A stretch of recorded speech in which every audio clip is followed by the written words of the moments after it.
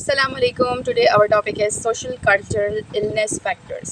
So basically आज हमारा topic है इलनेस के रिगार्डिंग, यानी डिजीज़, डिसऑर्डर या कोई भी बीमारी जिसमें एक सोशल और कल्चरल कितनी कंट्रीब्यूशन होती है, वो फैक्टर्स और वो कंपोनेंट्स हम पढ़ेंगे।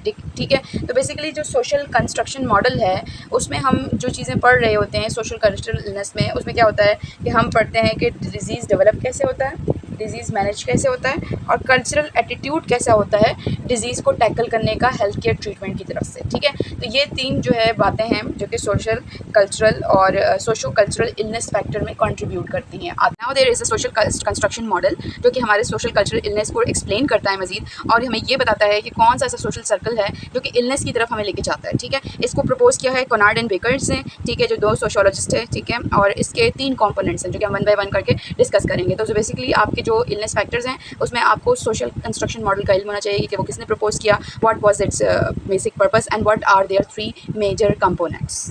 Okay, now the three components on which social construction model based on. Number one is cultural meaning of illness. Number two is illness experience, and number three is medical knowledge. Component is cultural meaning of illness. ये अपने heading अपने नाम से बता रही है कि एक इलनेस को, एक डिसऑर्डर को, एक कल्चर क्या कहता है। ठीक है। कल्चर जो है वो क्या चीज़ को परसीव करता है, कल्चर के नज़दीक वो इलनेस है भी कि नहीं है। ठीक है। तो जैसे कि मैं आपको बताऊँ कि एक इलनेस जो होती है, एक डिसऑर्डर कोई बीमारी होती है, उसके बायोलॉजिकल और एक्सपीरियंशियल, मतलब बायोलॉजिकल मतलब वो जो कि उसके जेनेटिक्स में ट्रेवल कर रहे हैं। ठीक है। और एक्सपीरियंशियल मतलब डिफरेंट लोगों के एक्सपीरियंस से जो ये एक कल्चरल मिथ बनती है, कल्चरल कॉन्सेप्ट डेवलप होता है रिगार्डिंग इलनेस, वो इसके अंदर हम पढ़ते हैं। तो बेसिकली अगर हम सिंपल लफ्ज़ों में समझें कल्चरल मीनिंग ऑफ इलनेस को, तो कि एक कल्चर किस तरीके से इलनेस को एक्सप्रेस करता है, बस ये बात है। ठीक है। इसकी एग्जांपल में आप देख सकते हैं कि जैसे कि हमारा कल्चर है कि कोई भी स्पिरिचुअल एलिमेंट हो जाती है या डिजीज़ होती है, लाइक जादू हो गया, टोना हो गया, वो कहते हैं कि इसका इलाज डॉक्टर के पास नहीं है, इसके लिए आपको स्पिरिचुअल जो क्योर करने वाले लोग होते हैं उनके पास जाना पड़ेगा। ठीक है। हालांकि वो इलाज, वो स्पिरिचुअल मामला होता भी नहीं है। ठीक है। Is illness experience. ठीक है। ये वाला कंपोनेंट जो है सोशल कंस्ट्रक्शन मॉडल का, वो बेस्ड करता है on the concept of perception. ठीक है। ये बात याद रखिए, परसेप्शन क्या होता है, किसी चीज़ को अपने नज़रिए से देखना, आपका उसके बारे में एक्सपीरियंस क्या है। ठीक है। तो कंसेप्ट ऑफ परसेप्शन पे ये मतलब ये इलनेस एक्सपीरियंस का कंपोनेंट बेस्ड करता है। ठीक है।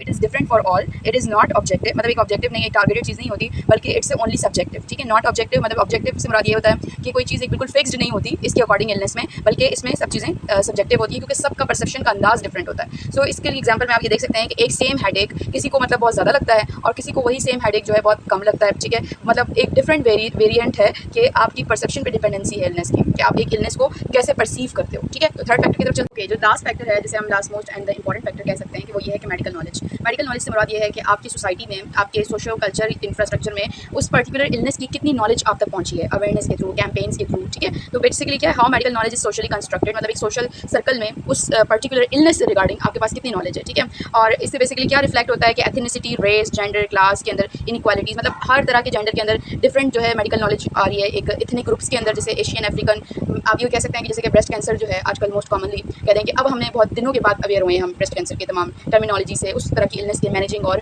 तमाम तरीके के पॉइंट ऑफ व्यू से। इथनिक ग्रुप की बात करें तो यूरोप आज से बहुत अर्सा पहले ही ब्रेस्ट कैंसर को बहुत सीरियस ले चुका था, जो कि हमने नहीं लिया था। ठीक है। इस तरीके से रेस और जेंडर और क्लास के अंदर ये कहते हैं कि ये डिफर होते हैं। ठीक है।